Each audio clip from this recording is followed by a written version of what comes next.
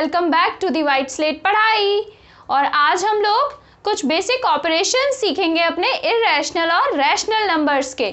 हमारी ये वीडियो जो चल रही है, ये सीरीज जो चल रही है, इसमें आपका ये क्लास 9th का फर्स्ट चैप्टर चल रहा है। तो हमने एक्सरसाइज 1.4 तक कंप्लीट कर ली थी। उसके आगे का कॉन्सेप्ट हम समझने की कोशिश कर रहे हैं, जो हमें कुछ ऑपरेशन सिखा रहा है रैशनल और इररेशनल नंबर्स के बीच, कि अगर हम एक रैशनल एक इररेशनल नंबर लेते हैं, उसे प्लस करते हैं या माइनस करते हैं तो क्या आंसर आएगा, मल्टीप्लाई करके देखते हैं, डिवाइड करके देखते हैं तो क्या आंसर आएगा, दो इररेशनल नंबर्स के साथ ऐसा करने से क्या होगा। तो बस इसी चीज़ को, इन्हीं आंसर्स को हमें फाइंड आउट करना है कि क्या कुछ ऐसी चीज़ें हैं जिन्हें करके हम इनके आंसर्स जो है वो फाइंड आउट कर सके। तो चलिए चलते हैं अपने सफ़र की तरफ।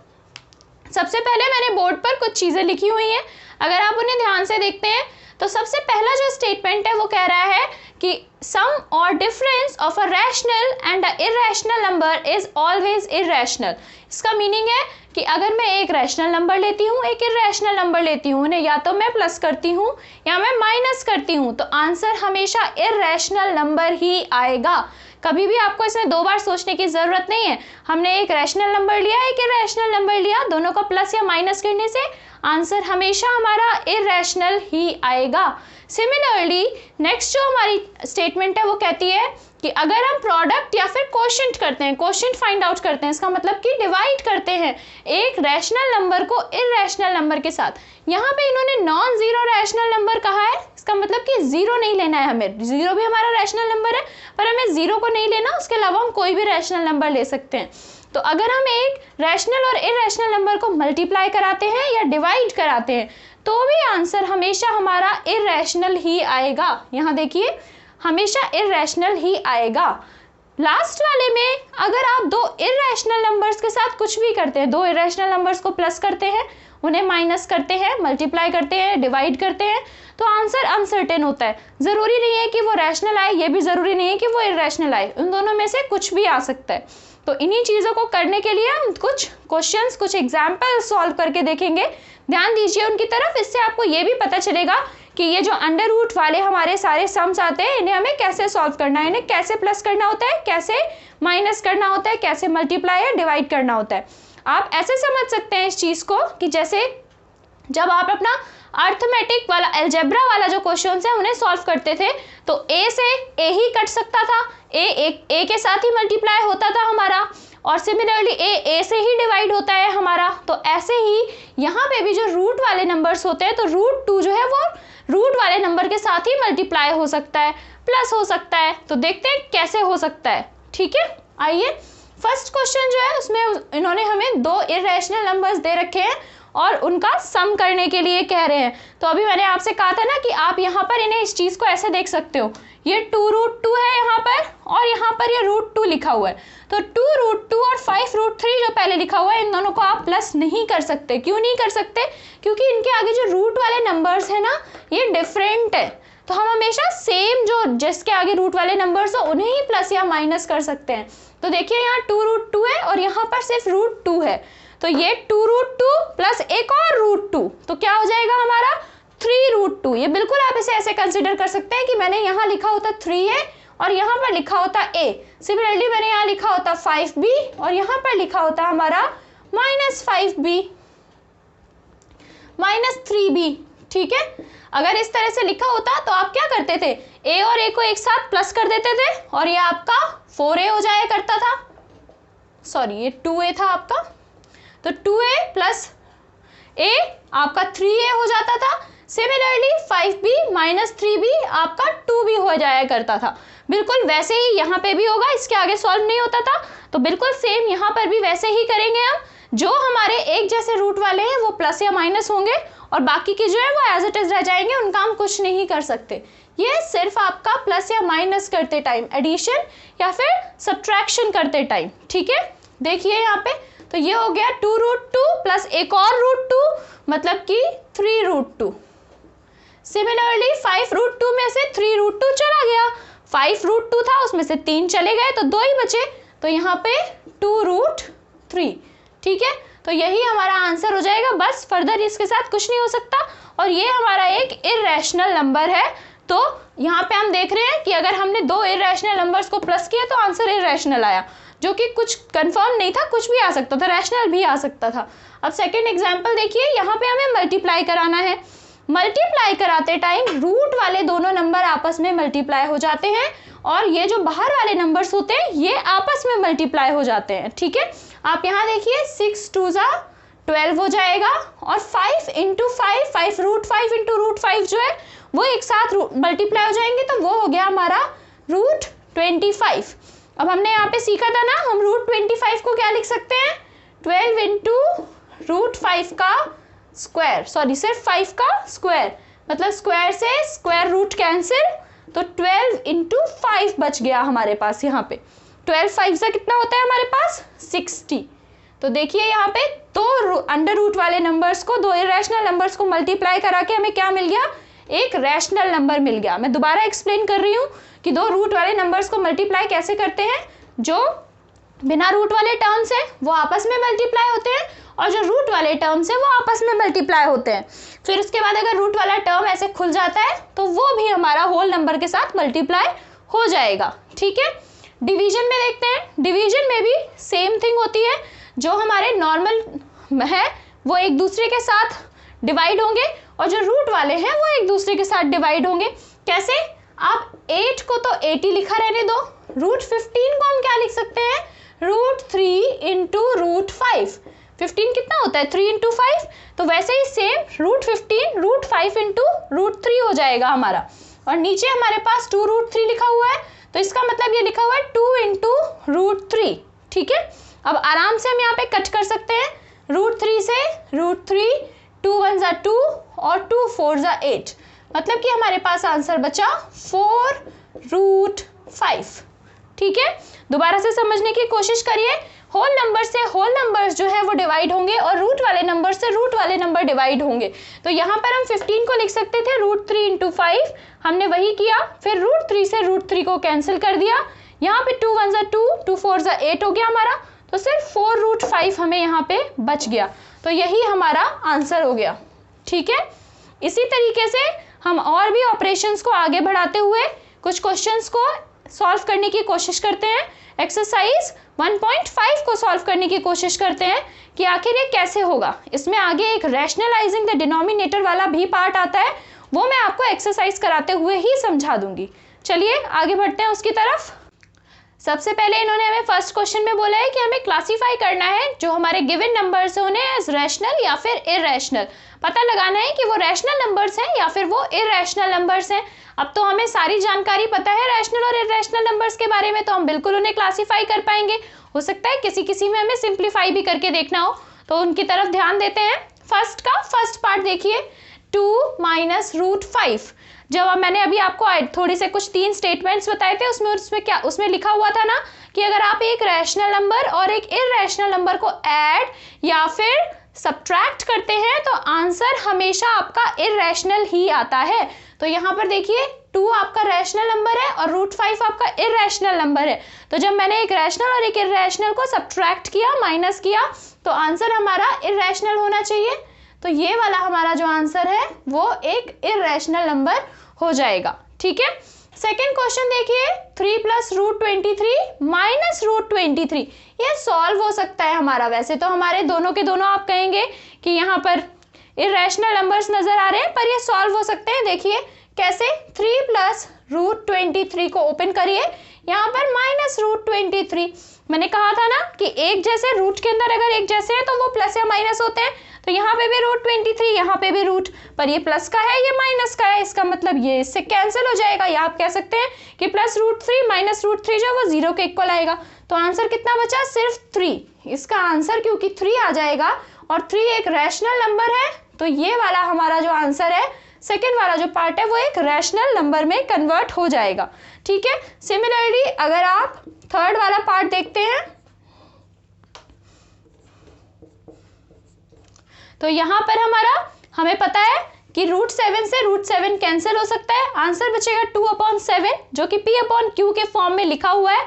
तो आप ऐसे को हमेशा रैशनल नंबर के फॉर्म में जो है मानते हैं। क्यों? इसके अलावा हमें यह भी पता है कि 2/7 का जो डेसिमल एक्सपेंशन होता है, हमने पढ़ा था ना अभी पहले 1.3 में, वो हमारा non terminating repeating decimal expansion है। 2/7 का जो डेसिमल एक्सपेंशन है वो non terminating repeating decimal expansion है।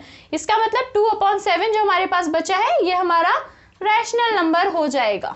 ठीक है, 1/√2 कुछ भी कैंसिल नहीं हो सकता, कुछ नहीं हो सकता यहाँ पर। √2 इरेशनल है तो 1/√2 भी हमारा इरेशनल ही बन जाएगा। सिमिलरली आप पाई जो हमारा है वो इरेशनल नंबर होता है, उसमें चाहे 2 मल्टीप्लाई कीजिए चाहे 3, कोई फर्क नहीं पड़ेगा, कभी भी वो आपका non terminating non recurring decimal number ही देगा। इसी वजह से ये हमारा इरेशनल नंबर रहेगा। तो ये आपका सोल्यूशन यहाँ पे आपके सामने आ गया। सिर्फ हमारे सेकंड और थर्ड जो है वो रैशनल नंबर्स हैं, बाकी के 3 जो हमारे पार्ट्स हैं फर्स्ट, फोर्थ और फिफ्थ वो हमारे इरेशनल नंबर्स हो गए। अब सेकंड क्वेश्चन में हमें सिंप्लीफाई करने के लिए बोल रहे हैं। 4 क्वेश्चंस दिए हुए हैं, सिंप्लीफाई करने हैं। आपने बचपन में कुछ आइडेंटिटीज पढ़ी थी, a+b का होल स्क्वायर, a-b का होल स्क्वायर और सिमिलरली a² - b²। तो यस, इन्हीं आइडेंटिटीज का हम यहाँ पे यूज करेंगे और आप देखोगे बड़ी आसानी से ये सब सिंप्लीफाई हो जाएंगे आपके। ठीक है, तो चलिए सेकंड के फर्स्ट पार्ट की तरफ बढ़ते हैं और देखते हैं हम क्या कर सकते हैं। ठीक है, अब यहाँ पर आपको पहले से ही एक चीज तो पता है, जब ऐसे 2 चीजें लिखी होती है तो ये जो हमारा 3 है वो 2 के साथ भी मल्टीप्लाई होगा, फिर हमारा 3 √2 के साथ भी मल्टीप्लाई होगा। सिमिलरली √3 पहले हमारा 2 के साथ मल्टीप्लाई होगा और फिर बाद में √2 के साथ भी मल्टीप्लाई होगा। ये तो हम बचपन से करते आ रहे हैं। अगर हमें ऐसे लिख के दे दे कोई a+b c+d, तो ये क्या हो जाता था हमारा AC + AD + BC + BD। तो बिल्कुल उसी तरीके से यहाँ पे भी हमें करना है। सबसे पहले 3 × 2, 3 2 6 आ गया हमारा। फिर प्लस का साइन है तो हम प्लस का साइन लगा लेंगे। यहाँ पर देखिए प्लस का साइन है ना, तो 3 × √2 मल्टीप्लाई नहीं हो सकता। मैंने आपसे कहा था ना, सिर्फ और सिर्फ वही चीजें मल्टीप्लाई हो सकती है जो एक जैसी हो। 3 के पास √2 नहीं है तो इसके साथ भी मल्टीप्लाई नहीं होगा। इसका मतलब आप उसे एज इट इज लिखेंगे और एज इट इज लिखने का मतलब है वो हो जाएगा 3√2। ठीक है, अंदर मल्टीप्लाई नहीं होगा, सिर्फ 3√2 लिख देंगे आप। फिर देखिए अब यहाँ पे +√3 × 2, सेम चीज आ गई, नहीं मल्टीप्लाई हो सकता एक रूट का और एक होल नंबर, ये भी हमारा आ जाएगा 2√3। अब यहाँ पे √3 × √2 ये मल्टीप्लाई हो सकते हैं, दोनों रूट के नंबर्स हैं। 3 2 6 अंडर रूट का हमारे पास आ जाएगा। अब फिर से आप देखिए कोई भी चीज इसमें हमें कॉमन नहीं नजर आ रही है। ये बेशक रूट के नंबर्स है पर इनमें रूट दोनों में डिफरेंट है। इसका मतलब जो आंसर हमारे पास निकल के आ गया बस यही इसका सिंप्लीफाइड फॉर्म है, इससे ज्यादा ये सिंप्लीफाई नहीं हो सकता, यही इसका आंसर हो गया। चलिए आगे बढ़ते हैं नेक्स्ट क्वेश्चन की तरफ। नेक्स्ट क्वेश्चन कह रहा है 3 + √3 × 3 - √3। ये आइडेंटिटी हम बचपन से पढ़ते आ रहे हैं, a + b × a - b, ये हमेशा इक्वल्स टू होती है a² - b² के। यहाँ पर a है हमारा 3 और b है हमारा √3। तो a² सबसे पहले मतलब कि 3 का स्क्वायर माइनस √3 का स्क्वायर। जब हमने ये वाली आइडेंटिटी यहाँ लगा दी, a है हमारा यहाँ पे 3, b है हमारा यहाँ पर √3, तो आइडेंटिटी में आता है आगे a² - b²। तो a की जगह पे हमने 3 का स्क्वायर रखा और b √3 था तो माइनस √3 का स्क्वायर रख दिया। अब हमें पता है 3 का स्क्वायर मतलब 3 × 3 माइनस √3 × √3। ये आ गया हमारा 3 3 9 माइनस √3 × √3। मैंने आपको बताया था ना 3 × 3, यहाँ पे 3 3 9 आपका आ जाएगा। तो 9 जो है वो ऑलरेडी आपका 3 का स्क्वायर होता है। तो हमेशा ऐसे जब सेम नंबर्स मल्टीप्लाई होते हैं रूट वाले तो वही नंबर बन जाता है, तो ये 3 में कन्वर्ट हो जाएगा। ठीक है, 9 - 3 आपका होता है 6, तो इसका आंसर आ गया आपका 6। सेकेंड वाले पार्ट का आंसर आ गया 6। चलिए आगे बढ़ते हैं नेक्स्ट क्वेश्चन की तरफ। √5 + √2 का होल स्क्वायर, यहाँ पर हम आइडेंटिटी यूज करेंगे √a + √b का होल स्क्वायर। इट मीन्स यहाँ पे आ जाएगा a + b + 2 √a AB। ठीक है, ये वाली आइडेंटिटी हम यहाँ पे यूज करेंगे। यहाँ पर A की वैल्यू है 5, B की वैल्यू है 2। तो देखिए जब इसे एक्सपेंड करेंगे तो आ जाएगा हमारा 5 + 2 इंटू √5 इंटू 2। ठीक है, आगे करते हैं। 5 + 2 7 + 2 √10। इजी हो गया। बस ये आइडेंटिटी का वहां पे लगा दिया हमने। A की वैल्यू है यहाँ 5, B की वैल्यू है 2, तो A की वैल्यू 5 रख दी प्लस B की वैल्यू 2 और 2 √AB, तो 2 इंटू √ में 5 इंटू 2, 5 2 = 10। बस इजिली आंसर हमारा निकल के आ गया यहाँ पे। लास्ट वाले में फिर से वही सेम आइडेंटिटी यूज हो रही है जो यहाँ हुई थी हमारी A² - B² वाली। इस बार A है हमारे पास √5 और B है हमारे पास √2। तो ये हो जाएगा हमारा √5 का स्क्वायर माइनस √2 का स्क्वायर। बताया था मैंने आपको, स्क्वायर से स्क्वायर रूट हमेशा कैंसिल हो जाता है। तो ये 5 आ गया, यहाँ पे भी कैंसिल हो गया, -2। 5 - 2 आपका 3, तो इसका आंसर आ गया 3। फिर ना इजी से, पहले ही आप बचपन में आइडेंटिटीज कर चुके हैं, बस उन्हीं के बेसिस पे हमने इन्हें सॉल्व करके दिखा दिया है कि किस तरह से आप आराम से इन्हें भी सॉल्व कर सकते हैं। बस ध्यान यही रखना होता है कि कहाँ पर आपको रूट के साथ रूट मल्टीप्लाई कराना है, कहाँ पर कट करना है, कहाँ पे सब्ट्रैक्ट होगा और कहाँ पे ऐड होगा। ठीक है, चलिए आगे बढ़ते हैं हम अपने क्वेश्चन नंबर 3 की तरफ। अब क्वेश्चन नंबर 3 जो है ना, सिर्फ एक समझने वाली चीज़ है, इसमें कोई भी आपका सोल्यूशन नहीं आने वाला है। ये हमसे कह रहा है कि जो पाई होता है उसकी वैल्यू होती है एग्जैक्टली, जो पाई है वो circumference of a circle upon diameter आता है। ठीक है, circumference of a circle upon diameter, जो भी सर्कमफ्रेंस और डायमीटर की वैल्यू होती है किसी भी सर्कल की, वो पाई के इक्विवेलेंट होती है। तो ऐसा होने पे ये तो फिर हमारा एक रैशनल नंबर होना चाहिए था, क्योंकि सर्कमफ्रेंस और डायमीटर ज़्यादातर हमारे एक मेजर्ड क्वांटिटी होते हैं। हो सकता है कि किसी सर्कल का जो सर्कमफ्रेंस है वो 20 हो और डायमीटर जो है वो 5 हो, तो बेशक ये आपका रैशनल नंबर बन गया है ना। तो पाई भी हमारा रैशनल नंबर होना चाहिए था। ऐसा कैसे हो गया कि पाई को आप इररेशनल कह रहे हो? इसका आंसर बहुत ही सिंपल है कि जब आप मेजरमेंट करते हैं किसी भी चीज़ की, तो वो कभी भी एग्जैक्ट मेजरमेंट होती ही नहीं है। वहाँ पर माइन्यूट से कुछ ना कुछ डिफरेंसेस ज़रूर होते हैं। आपका स्केल जो है बनाने वाले वो भी इंसान है। एक ही स्केल जब आप मेजर करेंगे ना, तो कई बार आपको ऐसा लगेगा कि बिल्कुल छोटा सा इतना सा डिफरेंस है उन स्केल के मेजरमेंट्स में। तो ये जो छोटे छोटे से डिफरेंसेस हैं, ये हमें कभी भी करेक्ट मेजरमेंट जो है वो नहीं लेने देते, हमेशा एक अप्रॉक्सीमेट वैल्यू ही लेते हैं हम। तो सेम केस यहाँ पे, जब हमें एग्जैक्ट मेजरमेंट ही नहीं पता हमारे सर्कमफ्रेंस और डायमीटर का, तो हम पाई की भी एग्जैक्ट वैल्यू नहीं बता सकते। और इसीलिए जो कंसिडर किया जा रहा है ऑलरेडी कि पाई एक इररेशनल नंबर है, तो हम उसे इररेशनल ही मानते हैं। अपने इस टर्म के बेसिस पे, इस डेफिनेशन के बेसिस पे हम पाई की डेफिनेशन को चेंज नहीं करते। पाई हमेशा हमारा इररेशनल था, इररेशनल ही रहेगा। ठीक है, अब हमारा जो फोर्थ क्वेश्चन है वो कह रहा है कि हमें √9.3 को हमारी नंबर लाइन के ऊपर रिप्रेजेंट करना है।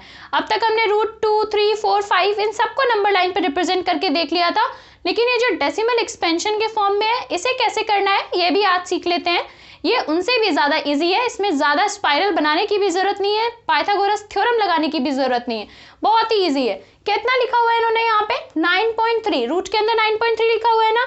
आप सिर्फ अपना स्केल लीजिए, उसमें 9.3 की एक मेजरमेंट करके और लाइन खींच लीजिए। ठीक है, अब मैं यहाँ पर अपना स्केल लेती हूँ और मैंने ये 9.3 मेजरमेंट की एक लाइन जो है वो खींच ली। पॉइंट ले लेते हैं हम यहाँ पे A और ये B। 9.3 सेंटीमीटर की मैंने एक यहाँ पर जो लाइन सेगमेंट है वो बना ली अपनी। अब इस 9.3 सेंटीमीटर के आगे मैं एक और सेंटीमीटर की छोटी सी लाइन और बनाऊंगी। इसी के आगे C पॉइंट तक एक्सटेंड करके एक 1 सेंटीमीटर की लाइन मुझे और बनानी है। ठीक है, जो भी आपको नंबर दे रखा है, पहले सबसे पहले उसे मेजर करके आपने यहाँ पे लाइन बना दी। उसके बाद आप सिर्फ 1 सेंटीमीटर और यहाँ पर आगे बढ़ा लेंगे। आगे बढ़ाने के बाद आपको क्या करना है कि यहाँ पर आपको एक सेमी सर्कल जो है वो ड्रॉ करना है, लेकिन उसे करने से पहले आप AC जो है हमारी पूरी AC, उस AC का आप मिड पॉइंट फाइंड आउट करेंगे। ठीक है, ए सी का मिड पॉइंट फाइंड आउट करने के लिए हमें क्या करना होता है, हम इसके ऊपर परपेंडिकुलर बाइसेक्टर या तो बना सकते हैं या फिर आप अपने स्केल से भी मेजर कर सकते हो, जैसा भी आपको सही लगे।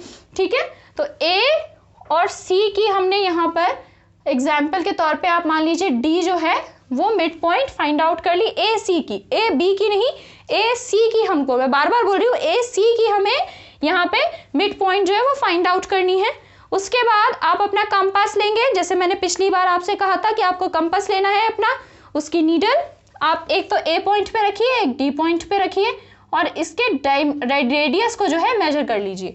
तो ए डी जो आपका रेडियस है उसको लेते हुए हम एक सेमी सर्कल फॉर्म करेंगे अब ए सी पर। ठीक है, जब आप सही से बनाएंगे तो पूरा सेमी सर्कल यहाँ पे अच्छे से बन जाएगा आपका कंपास से। ए सी के ऊपर हमें एक सेमी सर्कल बनाना है, फिर से बोल रही हूँ मैं, ए सी पे बनाना है, ए बी पे नहीं। इसका मतलब ये है कि अगर आपने 9.3 सेंटीमीटर को यहाँ पर दिखाना था, रूट 9.3 को दिखाना था, तो अभी फिलहाल आपका ये 10.3 हो रखा है पूरा मेजरमेंट, जिसके ऊपर हमने सेमी सर्कल अपना बनाया है। अब हम क्या करेंगे, हमें हमेशा रूट वाले क्वेश्चंस के लिए परपेंडिकुलर तो चाहिए ही होता है, राइट एंगल चाहिए ही होता है, तो सेम चीज हम वहां पे करेंगे, लेकिन अब किस पॉइंट पे परपेंडिकुलर हम अपना ड्रॉप करें, कहां पर राइट एंगल बनाए, तो उसी के लिए हमने ये बी पॉइंट यहाँ पे छोड़ा हुआ है। इस बी पॉइंट पे जहां तक कि हमारी 9.3 सेंटीमीटर पूरी हो रही थी, एक हम परपेंडिकुलर ड्रॉप करेंगे सेमी सर्कल से होता हुआ। एक परपेंडिकुलर जो है वो हम यहाँ पे ड्रॉप करेंगे, कह देते हैं कि ये बी ई है हमारा। नंबर लाइन को आगे आप एक्सटेंड कर लीजिए।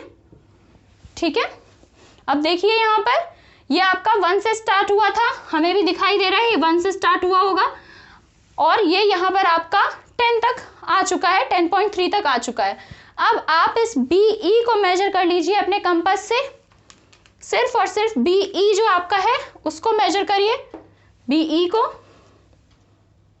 ये आपका बी ई आ गया, और बी पॉइंट पर रखकर ही बी ई का जो मेजरमेंट है वो लेने के बाद बी पॉइंट पर रखकर ही यहां पर आप एक आर्क जो है वो कट कर लेंगे। ठीक है, ये देखिए आपकी आर्क आ गई यहां तक। तो जहां पर भी आपकी आर्क कट हो रही है, ये वाला जो पॉइंट है ये आपका रूट 9.3 है। ठीक है, तो इस बार हमें ज्यादा कोई पाइथागोरस थ्योरम लगाने की, कुछ करने की जरूरत नहीं पड़ी। ए बी एक लाइन सेगमेंट हमने बनाई 9.3 की, उसे 1 सेंटीमीटर आगे और एक्सटेंड किया। उसके बाद हमने ए सी के ऊपर एक सेमी सर्कल बनाया, फिर हमने परपेंडिकुलर बनाया एक हमारे पॉइंट बी के ऊपर, बी ई को मेजर करके बी के ऊपर अपना कंपास नीडल रख के एक आर्क ड्रॉ की, और वो आर्क जहां पर भी नंबर लाइन को कट कर रही है वहीं पर आपका रूट 9.3 जो है वो प्लेस हो जाएगा। इसको करेंगे कैसे आप, ये 1 था हमारा, ये यहाँ तक आपका 9.3 था, ये आपका 10.3 है, तो आप आगे नंबर लाइन भी इसी तरीके से बना के पूरा देख सकते हैं कि एग्जैक्टली किस जगह पर ये फॉल हुआ है आपका। ठीक है, तो ये हमारा हो गया विजुअलाइजेशन और नंबर लाइन। कैसे नंबर्स का, ऐसे नंबर्स का जहां पर ये अंडर रूट जो है वो पॉइंट में है। ठीक है, चलिए लास्ट क्वेश्चन की तरफ बढ़ते हैं, वो कहता है हमारा रैशनलाइजिंग द डिनोमिनेटर, उसको भी देख लेते हैं। तो रैशनलाइजिंग द डिनोमिनेटर का मतलब होता है कि हम डिनोमिनेटर वाले पार्ट को किसी भी तरीके से एक रैशनल नंबर में कन्वर्ट कर दें। हम डिनोमिनेटर वाले पार्ट में, इसका मीनिंग ये है कि इररेशनल नंबर जो है वो नहीं रहने देना चाहते, चाहे कुछ भी हो। ठीक है, तो आप अपना फर्स्ट वाला क्वेश्चन देखिए, फर्स्ट पार्ट 1/√7। ठीक है, तो इसमें हम क्या करेंगे, 1/√7 है, तो अगर हम इस इक्वेशन को √7 से न्यूमरेटर और डिनोमिनेटर दोनों को मल्टीप्लाई करा देते हैं, तो हमारा जो डिनोमिनेटर है वो रैशनल नंबर बन जाएगा। कैसे, √7 × √7 7 के इक्विवेलेंट हो जाएगा। तो बस हमें यहाँ पर यही करवाना है, अपने डिनोमिनेटर को एक रैशनल नंबर में कन्वर्ट करना है। तो अगर मैं √7 से जो भी आपका यहाँ पे होगा तो उससे मल्टीप्लाई करा देना होता है आपको। यहाँ √5 होता तो √5 से न्यूमरेटर और डिनोमिनेटर दोनों को मल्टीप्लाई करा देते, आंसर आ जाएगा √7/7, क्योंकि अंडर रूट जब हम मल्टीप्लाई कराते हैं सेम, तो वो सिर्फ 7 रह जाएगा हमारा। ठीक है, तो फर्स्ट पार्ट तो इजीली सॉल्व हो गया, इसमें कुछ इतना खास नहीं था। अब नीचे देखिए आप, √7 - √6। अब आप कहेंगे मैम यहाँ तो 2 नंबर है, हम किससे मल्टीप्लाई कराएं? तो ऐसे केसेस में हमें अपनी आइडेंटिटी याद करनी होती है, ये वाली। हमेशा ए स्क्वायर माइनस बी स्क्वायर वाली, ठीक है, क्योंकि यहाँ पर दोनों नंबर्स स्क्वायर हो जाते हैं और स्क्वायर होते ही नंबर्स अपने आप रैशनल नंबर्स में कन्वर्ट हो जाते हैं, क्योंकि रूट जो है वो हमारा हट जाता है। तो ए स्क्वायर माइनस बी स्क्वायर हमारा इक्वल होता है किस चीज़ के, ए माइनस बी और ए प्लस बी के। अब आप यहाँ पर देखिए ऑलरेडी आपको नंबर्स माइनस में यहाँ पे गिवन है, √7 माइनस √6, मतलब हमें a प्लस बी की ज़रूरत है हमें, तो a प्लस बी की ज़रूरत है तो a प्लस बी यहाँ बना लेते हैं, √7 प्लस √6, इससे मल्टीप्लाई करा देंगे अगर हम अपने डिनोमिनेटर को, तो हमारा डिनोमिनेटर अपने आप ही 7 माइनस 6 में कन्वर्ट हो जाएगा, मतलब कि रैशनल नंबर बन जाएगा।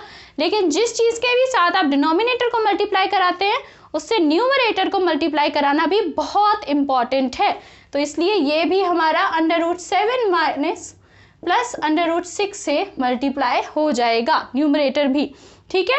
अदर वर्ड्स में आप कह सकते हैं कि अगर इस टाइप का दे रखा है तो बीच वाले जो भी साइन है उसको चेंज करके आप उसी सेम नंबर को मल्टीप्लाई करा दीजिए, तो आपका रैशनलाइजिंग द डिनोमिनेटर वाला जो पार्ट है वो अपने आप सॉल्व हो जाएगा। आप देखिए 1 × √7 प्लस √6 कुछ नहीं हो सकता, तो ये तो हमारा आ जाएगा यहाँ पे √7 प्लस √6, लेकिन यहाँ पर आपका ए स्क्वायर माइनस बी स्क्वायर, मतलब कि √7 का स्क्वायर माइनस √6 का स्क्वायर, तो स्क्वायर से स्क्वायर रूट कैंसिल, मतलब सिर्फ 7 माइनस 6 बचेगा, तो मतलब नीचे 1 बच गया हमारा, ठीक है। ये सारा का सारा रिजॉल्व हो गया, यहाँ पे सिर्फ 1 बचा, लेकिन 1 भी रैशनल नंबर है, तो आराम से हमारा जो डिनोमिनेटर था वो यहाँ पे रैशनलाइज हो चुका है, जो हमें करने के लिए कहा गया था, रैशनल नंबर में कन्वर्ट हो चुका है। सिमिलरली इस क्वेश्चन को देखिए, यहाँ पर बीच में प्लस का साइन है, अभी मैंने शॉर्ट ट्रिक बताई, इस साइन को माइनस करके सेम इसी नंबर से मल्टीप्लाई करा दीजिए ऊपर नीचे रैशनलाइज करने के लिए, तो √5 माइनस √2 और नीचे भी √5 माइनस √2, ये आपका बन गया a प्लस बी, a माइनस बी, तो √5 माइनस √2 ऊपर एज इट इज आ जाएगा, यहाँ पे √5 का स्क्वायर माइनस √2 का स्क्वायर, स्क्वायर से स्क्वायर रूट हमारा कैंसिल, तो √5 माइनस √2, यहाँ पे 5 माइनस 2, मतलब कि आंसर √5 माइनस √2 अपॉन 3, ठीक है। 3 हमारा एक रैशनल नंबर है, अब हमारा आंसर बिल्कुल करेक्ट आ चुका है, रैशनलाइज हम कर चुके हैं। सिमिलरली हमारा ये वाला जो क्वेश्चन है इसमें भी √7 प्लस 2 से मल्टीप्लाई हमें कराना होगा, और यहाँ पे भी √7 प्लस 2 से मल्टीप्लाई कराना होगा, ऊपर हमारा √7 प्लस 2 आ जाएगा और नीचे √7 का स्क्वायर माइनस इस बार 2 है, सिर्फ रूट तो है नहीं तो 2 का स्क्वायर, रूट से रूट कैंसिल, यहाँ पे √7 प्लस 2, यहाँ पर 7 माइनस 2 का स्क्वायर, 2 2 जा 4, तो 7 माइनस 4 आएगा यहाँ, √7 प्लस 2, 7 माइनस 4 इज 3, ठीक है। तो ये हो गया आपका रैशनलाइजिंग द डिनोमिनेटर। इजी है, एक सिंगल नंबर अगर दे रखा है तो सिर्फ उसी को ऊपर नीचे मल्टीप्लाई करा दीजिए, अगर डबल दे रखे हैं तो साइन चेंज करके फिर ऊपर नीचे मल्टीप्लाई कराइए, ताकि आराम से ए स्क्वायर माइनस बी स्क्वायर वाली आइडेंटिटी बन सके और उसे लगा के हम अपने नंबर्स को रैशनलाइज कर सकते हैं। So this was all for today. Next video में मिलते हैं जिसमें हम अपनी लास्ट एक्सरसाइज जो है 1.6 उसे कंप्लीट करने की कोशिश करेंगे। तब तक के लिए बाय बाय।